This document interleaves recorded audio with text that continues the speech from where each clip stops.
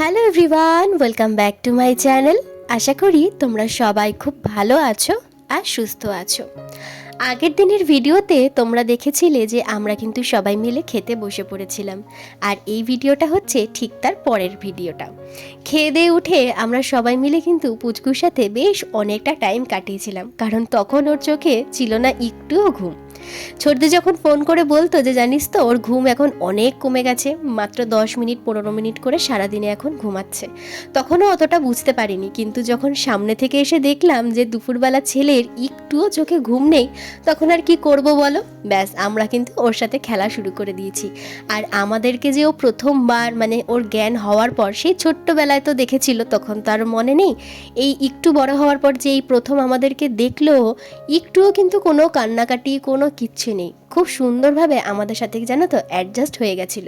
আর ওর মামা কিন্তু সময় পেলেই এক ছুটে চলে আসছে ভাগনার কাছে। যখন ছোট ছিল তখন তো সেরকমভাবে কোলে নিতে পারতো না, মানে তখন ভয় পেত।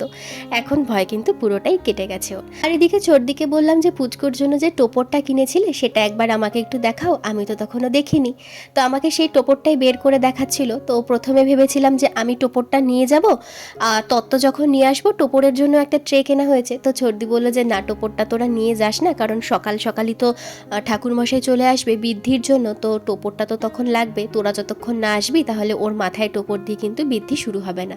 তো সেই কারণের জন্য টোপরটা আমরা রেখে দিয়েছি। আর এদিকে দেখো আমরা কিন্তু সবাই এখন রেডি হয়ে গেছি সন্ধ্যের অনুষ্ঠানের জন্য। ছোটদিদের পাড়া থেকেও বেশ কয়েকজন কিন্তু চলে এসছে বাড়িতে, কারণ এখন হবে হলুদ কোটা।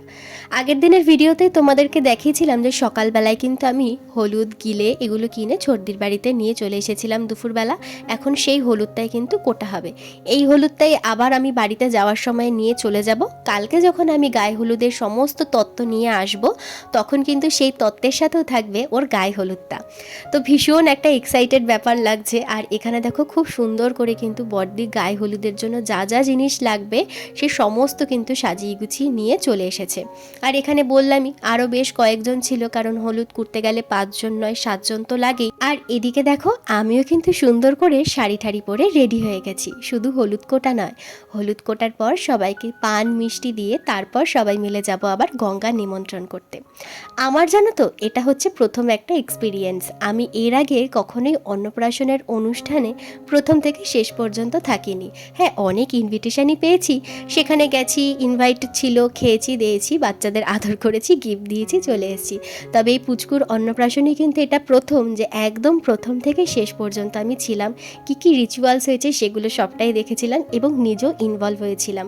আমার দিদির মেয়ের বেলায় জানো তো অন্নপ্রাশনের অনুষ্ঠান এমনভাবে হয়নি। ইচ্ছে ছিল একটু বড় করেই হবে, তবে সেই সময় লকডাউন ছিল, তো ওই কারণের জন্য আর অনুষ্ঠানটা সেরকমভাবে হয়ে ওঠেনি। তো চলো সবাই মিলে আগে হলুদটা কুটে নিই, তারপর আবার তোমাদের সাথে কথা হচ্ছে।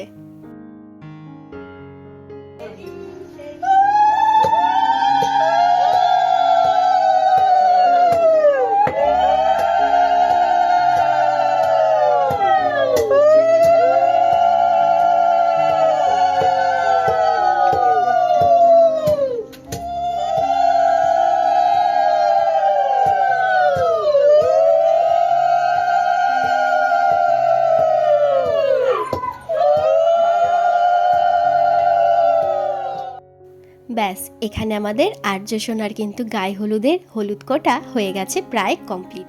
এরপর হলুদ কোটা হয়ে গেলে সবাই মিলে চলে গেছিলাম আমরা ঘরে।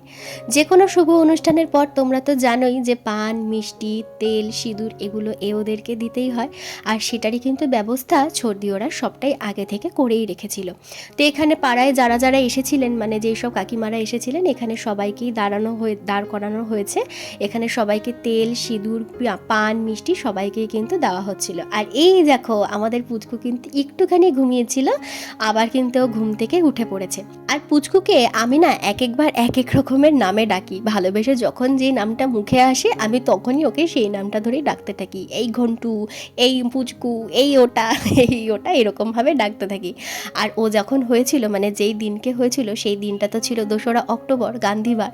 তো যখন আমরা সবাই মিলে শুনেছিলাম না যে ছেলে হয়েছে, তখন ওর মামা মজা করে নাম রেখেছিল যে ওকে আমরা গান্ধী বলে ডাকবো। তো ওকে না প্রথম প্রথম বাড়ি থেকে ও যখন আসে হসপিটাল থেকে তখন না ওর মামা ওকে গান্ধী বলে ডাকতো, এই গান্ধী এই গান্ধী এরকমভাবে ডাকতো। তো ছর্দি বলতো না এরকমভাবে ডাকবি না, কারণ এই নামটাই সত্যি কথা, এই নামটাই থেকে যাবে, বড় হলেও যখন এই নামটাতে ডাকা হবে না তখন ভীষণ একটা লজ্জার ব্যাপার হবে। তো তারপর থেকে ও আর এই নামে ডাকে না। ও তাই আমার মতন যখন যে নামটা মুখে আসছে, বাবান, সোনা, ঘন্টু, পুচকু, যখন যেটা পাচ্ছে তখনই কিন্তু সেই নামেই ডাকছে। তো যাই হোক, এদিকে সবাইকে পান মিষ্টি দেওয়া হয়ে গেছে, এখন ঘরের সবাই বাকি ছিল, এখানে আমাদেরকে পান মিষ্টি দিয়ে দিল।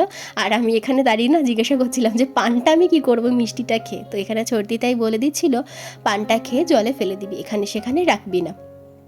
তো যাই হোক, এখানে তো আমাদের হলুদ কোটা, পান, মিষ্টি সবটাই কাজ হয়ে গেছে। এবার কিন্তু যেতে হবে জল নিমন্ত্রণ করতে। তো এই দায়িত্বটা প্রথমে ছর্দি আমার কাছেই দিয়েছিল, বললো তুই কুলোটা নিয়ে বেরো, তারপর কিছুটা বর্দি নেবে, তারপর কিছুটা আমি নেব, ভাগ ভাগ করে নেব। তো প্রথমে আমি এখানে কুলো নিয়ে বেরোচ্ছি, আর এই কুলো নিয়ে বেরোনোর সময় এত ভয় লাগছিল কি বলবো, এরকম আগে কখনো দায়িত্ব আমি পাইনি তো।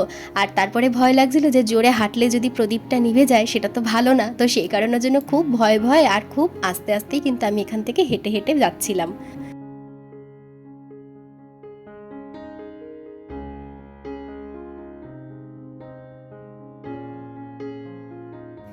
এখন এই ভিডিওগুলো দেখছি আর ভাবছি, জানো তো এই অনুষ্ঠানের আগে দিয়ে আমরা কত এক্সাইটেড ছিলাম, এই অনুষ্ঠান আসবে আসবে একটা ভাব, এটা করতে হবে ওটা করতে হবে, এটা হবে সেটা হবে, এটা কিনবো ওটা কিনবো, সব মিলিয়ে কত এক্সাইটেড ছিলাম। আর দেখতে দেখতে দিনটা চলেও আসলো, আবার দেখতে দেখতে কিন্তু দিনটা চলেও গেল। তো যাই হোক, এই সমস্ত ভিডিও বলো ফটো বলো এগুলোই কিন্তু স্মৃতি হয়ে থেকে যাবে আমাদের কাছে সারা জীবন। আর ছোট্টটা যখন বড় হয়ে দেখবে যে ওর অন্নপ্রাশনে কত কিছু হয়েছিল, তখন ও কতটা খুশি হবে। তো এখানে সবাই কিন্তু আমরা জল নিমন্ত্রণ করতে গেছিলাম, এমনকি আমার শাশুড়ি মাও। উনি তো খুব বেশি হাঁটতে পারে না, শরীরটা অনেকটাই খারাপ, পায়েও অনেক প্রবলেম, বাতের ব্যথা। তো সেই দিন কিন্তু মাও গেছিল সবার সাথে হেঁটে জল নিমন্ত্রণ করতে। বাড়ির প্রত্যেকটা মানুষ কিন্তু ভীষণ খুশি ছিল, আর এই অনুষ্ঠানে সবাই ভীষণ আনন্দ করেছে, ভীষণ মজা করেছে। আগের দিন থেকে তো পরের দিন মানে অনুষ্ঠানের দিন, অনুষ্ঠানের পরের দিন পর্যন্ত আমরা ছিলাম, তো ভীষণ কিন্তু মজা হয়েছে। তো এই দেখো, আমি তো কিছুটা রাস্তা নিয়েছিলাম, তারপর বর্দি নিল এইখানে, আবার কিছুটা রাস্তা গিয়ে কিন্তু নিয়েছিল ছর্দি। ওদের বাড়ি থেকে পুকুরটা কিন্তু একটু দূর ছিল, ওদের কাছাকাছি লাগলেও আমার একটু দূরই লেগেছে, কারণ এই প্রথম 2-3 বারই গেছি তো সেই কারণের জন্য। তো যাই হোক, এখন তো আমরা সবাই মিলে যাচ্ছি গঙ্গা নিমন্ত্রণ করতে, কিন্তু পরের দিন সকালবেলা কিন্তু অধিবাসের জল আনতে যাওয়া হয়েছিল, তখন আর আমি ছিলাম না। তার কারণ ওই যে তত্ত্বের ট্রেগুলো সাজাতে হবে বলে রাত্রেবেলা আমি বাড়ি চলে গেছিলাম, অর্ধেক ট্রে সাজিয়ে আবার এক বাড়িতে এসেছিলাম রাত্রেবেলা খেতে, আবার চলে গেছিলাম ওই বাড়িতে ট্রেগুলো সাজাতে। তো রাত্রেবেলা ট্রে সাজিয়ে উঠতে উঠতে প্রায় 2টো মতন বেজে গেছিলো, আর এই বাড়িতে আসা হয়নি। আর একটুখানি ঘুমিয়েও পড়েছিলাম সকালবেলা, সেই জন্য আর উঠে আসতেও পারিনি। তো সেই কারণের জন্য কিন্তু সকালবেলার যে জল ভরতে আসাটা সেই সময় কিন্তু আমি ছিলাম না। তারপর থেকে যা যা অনুষ্ঠান মানে রিচুয়ালস হয়েছে সেই সবটাতেই কিন্তু ছিলাম। তো যাই হোক, দেখো তোমাদের সাথে কথা বলতে বলতে কিন্তু এখানে আমরা চলে এসেছি পুকুরে জল নিমন্ত্রণ করবার জন্য। আর এখানে কিন্তু ওদের পাড়ার মোটামুটি যাদেরকে বলেছিল সবাই কিন্তু এসছে। এই পুকুরটা দেখে জানো তো মনে পড়ে গেল আগের বছরের কথা। এর আগের বছরও এই পুকুরটায় আমি এসেছিলাম। তার কারণ কি বলতো, আগের বছর ফেব্রুয়ারি মাসে ছিল আমার দিদির মেয়ের জন্মদিন, তখন দোল কাটিয়েই বাড়িতে গেছিলাম, মানে চেন্নাইতে ফিরেছিলাম। তো বিয়ের পর আমার ছিল আগের বছর প্রথম দোল খেলা, তো সবাই মিলে এক জায়গায় রং খেলে এই পুকুরে এসেছিলাম স্নান করতে। সর্দি বর্দি ওরা প্রত্যেকবারই রং খেলে এই পুকুরেই আসে স্নান করতে, তবে আগের বছর আমরা সবাই এক জায়গায় থাকার কারণে আমিও কিন্তু এসেছিলাম এই পুকুরে স্নান করতে। তো এখানে আস্তে আস্তে সেটাই মনে পড়ে গেল। তো এবারও এই বছরও কলকাতায় দোল কাটিয়েছে, সেই সব ভিডিও তোমরা দেখতে পাবে, তবে সেগুলি একটু আস্তে আস্তে, কারণ এই ভিডিওগুলো গেলে তারপরের পেছনেই দোলের ভিডিও, তারপরে আরও অনেক রকমের ভিডিও কিন্তু আসছে। তো যাই হোক, এখানে ফাইনালি আমরা চলে এসেছি নিমন্ত্রণ করতে। এখানে বড়দি আর ছর্দি নেমে গেছে, তো ছর্দির খুব ইচ্ছে ছিল যে বড়দিকে দিয়ে কিন্তু এই নিমন্ত্রণটা করাবে।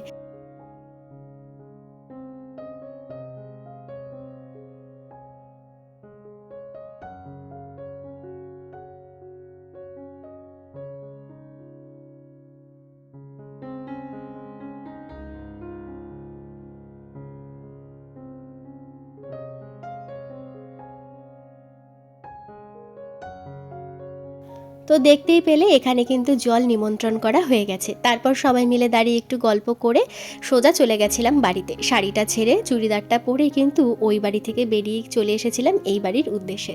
তার মাঝখানে রাস্তায় ছিল অনেক জিনিস কেনাকাটার, যেমন স্ন্যাক্স বাকি ছিল, ফল বাকি ছিল, পান, সুপুরি, স্লেট, পেন্সিল, তারপরে আরও টুকিটাকি অনেক জিনিস বাকি ছিল, যেগুলো কিনে ঘরে ঢুকতে ঢুকতে প্রায় 9:45 মতন বেজে গেছে।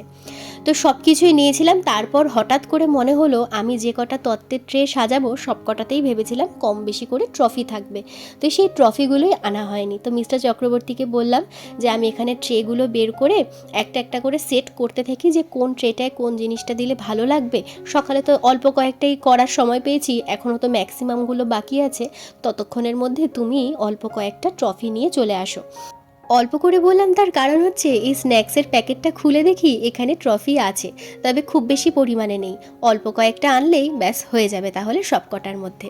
কারণ এখানে দেখো থালা বাসনের ট্রে সাজাচ্ছি, বাটিটা তো সোজা থাকবে আর ফাঁকা বাটি তো দিতে নেই, তো সেই কারণের জন্য এই বাটি ভর্তি করে কিন্তু থাকবে ট্রফি। আর যে কটা তত্ত্বের ট্রে আমি সাজাচ্ছি সব কটা তত্ত্বের ট্রের মধ্যে কিন্তু লজেন্স থাকবে, ট্রফি থাকবে, কারণ এটা একটা বাচ্চাদের জন্য। তো বাচ্চারা তো চকলেট খেতে ভালোবাসে, আমি জানি পুচকু এখন পারবে না খেতে, কিন্তু তবুও দেখতে ভালো লাগে। তো আরও অনেক বাচ্চারা রয়েছে, সবার জন্যই কিন্তু কম বেশি করে থাকবে। আর এখন কিন্তু বেবি কিটটা সাজাতে বসে পড়েছি, যেটার মধ্যে থাকছে powder, baby lotion, shampoo, moisturiser, hair oil, Pampers, তারপর কাজল লতা, এগুলো সবটা কিন্তু একটার মধ্যে দিচ্ছি। তো এখনই আমি ডবল টেপ দিয়ে আটকাচ্ছি না, তার কারণ ও আসুক, একবারও দেখে বলে দিক যে হ্যাঁ ঠিক আছে, তারপরে কিন্তু ডবল টেপ দিয়ে আটকাবো। এটা আমি আগের ভিডিওতেই তোমাদেরকে বলেছিলাম যে এটা আমার একটা ব্যাড হ্যাবিট বলো বা গুড হ্যাবিট বলো, যাই বলো না কেন, এটা হয়ে গেছে। যতক্ষণ না ও দেখে বলবে যে হ্যাঁ ঠিক আছে বা চেঞ্জ করো, তাহলে ঠিক ততক্ষণ পর্যন্ত আমার স্যাটিসফাই কোনো কিছুতেই লাগে না। তো এর মধ্যেই দেখলাম যে ও চলে এসছে, আর এখানে দেখো আমি এরকমভাবে কিন্তু তত্ত্বের ট্রেগুলো সাজাচ্ছি। আর আমার বিছানার পেছনটা দেখে প্লিজ কেউ কিচ্ছু মনে করো না, কারণ সত্যি কথা বলতে সকাল থেকে আমি একটুও সময় পাইনি যে ঘরটা এসে গোছাবো, কারণ মার শরীরটা তো ভালো থাকে না, মা সেরকমভাবে ঘরটা গুছিয়ে গাছিয়ে কিন্তু রাখতে পারে না। তাও যেতটুকুনি পারে ঝাড়পোছ, মোছামুছি এগুলো কিন্তু করে রাখে। তবে আমি এসে সকাল থেকে সত্যি একটুও সময় পাইনি যে ঘরের বিছানা ঠিছানাগুলো একটু ঠিকঠাক রাখবো। তারপর সারা বিছানায় দেখো এখানে তত্ত্বের ট্রেতে ভর্তি। যতক্ষণ না আমার এই কাজগুলো কমপ্লিট হচ্ছে ততক্ষণ আমি কোনো কিছুতেই হাত দিতে পারছি না। রাত্রিবেলা এই সমস্তটা পরিষ্কার করেছিলাম, আগে তত্ত্বের ট্রেগুলো সাজিয়ে সুন্দর করে বিছানা থেকে নামিয়ে তারপরে কিন্তু পুরো বিছানা ঠিছানা পরিষ্কার হয়েছিল। তো এখন প্লিজ আমার বিছানাটাকেও ইগনোর করো। তো যাই হোক, এখানে দেখো বেবি কিটটা তো আমার সাজানো হয়ে গেছে, এখন চলে এসেছি স্ন্যাক্সের ট্রেটা সাজাতে। এগুলো কিন্তু আমি ডবল টেপ দিয়ে আটকাচ্ছি না, দেখে আশা করি বুঝতেই পারছো। আগে বেসিকটা দেখে নিচ্ছি যে এরকমভাবে রাখলে সুন্দর লাগে কি লাগে না, তারপরে কিন্তু ডবল টেপ দিয়ে আটকাবো।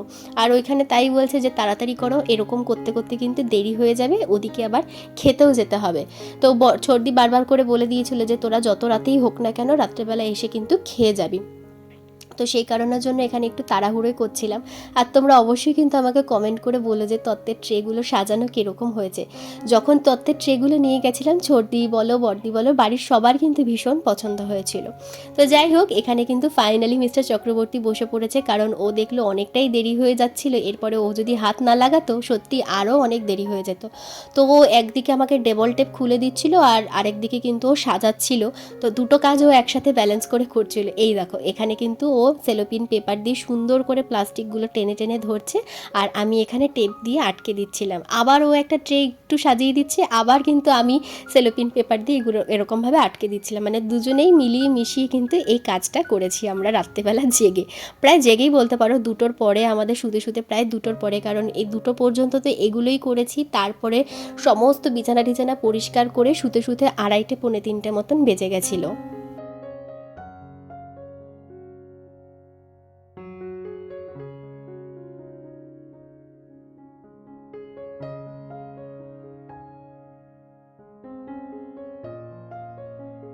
চেন্নাইতে যখন ছিলাম না, তখন এই দিনটা কবে আসবে এটা নিয়ে জানো তো ভীষণ এক্সাইটেড ছিলাম। আর তখন খালি মনে হতো যে আমি কি সুন্দর করে সাজিয়ে গুছিয়ে দিতে পারবো, ভালো কি হবে, কতক্ষণ সময় লাগবে, সব টাইম মতন কি করে উঠতে পারবো, এগুলো নিয়ে না ভীষণ চিন্তা করতাম। তবে এখন যখন এসে গেছি, এখন যখন ট্রেগুলো সাজাতে বসেছি, একটা একটা করে করতে করতে না ঠিক হয়ে গেল। দেখলাম কখন যে সময় কেটে গেল আর কখনে যে সমস্ত কিছু সাজিয়ে গুছিয়ে কমপ্লিট হয়ে গেল বুঝতেই পারলাম না। তবে তার মাঝখানে মাঝখানে একটু করে ব্রেক নিতে হচ্ছিল, কারণ আমার আবার স্পন্ডালাইসিসের ব্যথা আছে ঘাড়ে, বেশিক্ষণ ঘাড় নিচু করে থাকতে পারি না। ওই কিছুক্ষণ করছি, কিছুক্ষণ ঘাড় টান টান করে বসে আবার কিন্তু করছিলাম। তো ফাইনালি দেখো এখানে অনেকগুলো ট্রে আমাদের প্রায় হয়ে গেছে, আর মোটে 2 কি 3টে মতন ট্রে বাকি। এর মাঝখানে চলে গেছিলাম আমরা আবার খেতে, কারণ ছোটদি আর বড়দি বারবার করেই বলে দিয়েছিল যে তোদের যত রাতই হোক না কেন, আমরা তো রাতে জাগাই আছি, আমাদেরও কুলো সাজাতে হবে, বৃদ্ধির সমস্ত জিনিস সাজাতে হবে, তো তোরা যত রাতই হোক না কেন এসে কিন্তু খেয়ে যাবি। তো সেই কারণের জন্য আমরা প্রায় রাত্রেবেলা খেতে গেছিলাম 10:30 পৌনে 11টা নাগাদ। খেয়ে দিয়ে তারপরে পুচকুর গায়ে হলুদটা নিয়ে আমরা কিন্তু চলে এসেছিলাম রাত্রেবেলা আবার এই বাড়িতে। এই যে বাসনটা দেখছো, এই বাসন পর্যন্ত করে চলে গেছিলাম খেতে, আবার খেয়ে দিয়ে এসে বাদবাকিটা কমপ্লিট করেছি।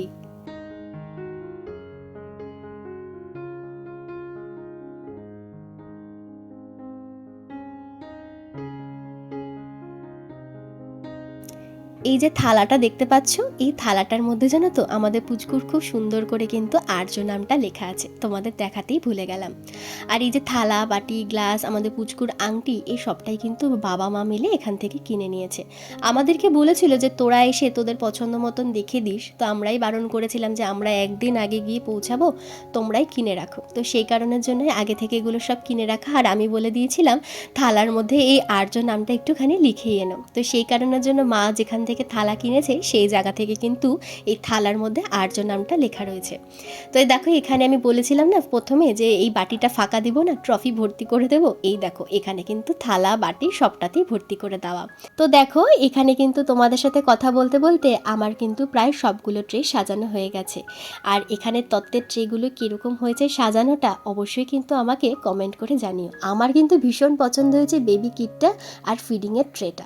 তোমাদের কোনটা বেশি ভালো লেগেছে অবশ্যই কিন্তু আমাকে কমেন্ট করে জানাতে ভুলো না। আর একটা জিনিসও ভালো লেগেছে, যেটা হচ্ছে এই যে খাতা বই পেন্সিল আর তার সাথে রয়েছে স্লেট, এটাও কিন্তু আমার বেশ ভালো লেগেছে। তো এখনও কিন্তু সবকটা ট্রে সাজানো হয়নি, এখনও বাকি আছে পানেরটা, তারপর ফুলেরটা মানে ফুলের মালা, সেই ফুলের মালা, তারপর মাছ, এগুলো গায়ে হলুদ, এগুলোই কিন্তু টুকটাক 3-4টে মতন বাকি আছে, আর মোটামুটি কিন্তু সবকটাই হয়ে গেছে সাজানো। তো কীরকম হয়েছে আমাকে কিন্তু অবশ্যই কমেন্ট করে জানিয়ে দিও। তো সবকটা সাজানো হয়ে গেছে, তো মিস্টার চক্রবর্তীকে বললাম এবার তুমি একটা একটা করে নিচে তুমি সাজিয়ে রেখে দাও, এরপর আমি বিছানাটা পরিষ্কার করে নিই।